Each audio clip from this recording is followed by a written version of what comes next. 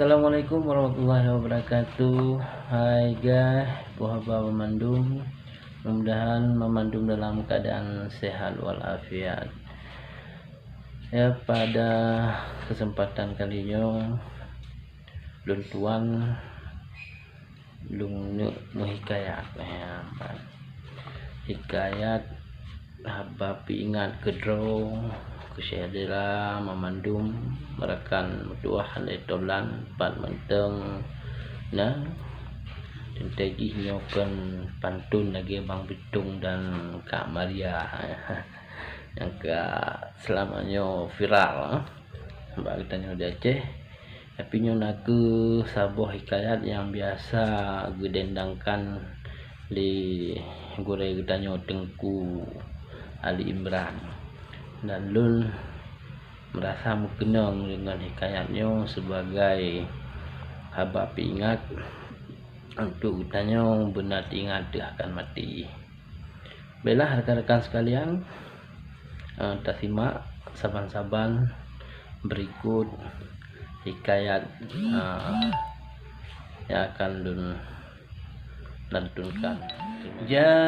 Taja anggutanyo taja tak ayun tapak sinolam donya du tadu anggutanyo tadu be sampai gabu tak taubat hana bedah marita bedah wate subuh belelam tika tak sembahyang bedah tak sembahyang gaduh bimbangan piasan donya wahai mawa wahai ecut ka berangkahon uja ibadah benar hana guna cantik tiga dan laga dalam tanah cak gepaso gata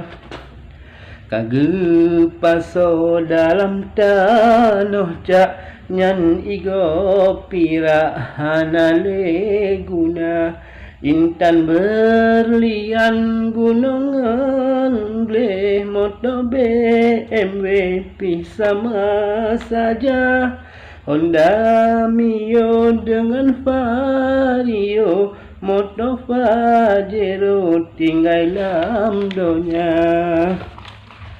motor giling dengan motor beko kapai ngan jalu tinggal semua mate getanyo mate Tuhan putri nyawang lam tubuh banka mate hana artile peng BPD umangan lampu ya ugli tayak ko igu pilih yang kreh ke kawe hana guna getanyo behengan cuba kesenuh getanyo mati. Hikayat dan pesannya mudah-mudahan getanyo senantiasa teringat wahwa saji dalam kehidupannya karena akhiri dan dulu kemaah Mbak Uluring yang biasa syairnya jika dalam syairnya nyolongkan dalam bentuk versi luntuan nonton baik dua like dan share serta subscribe. Terima kasih. Salam Rahmat Syah Rahab.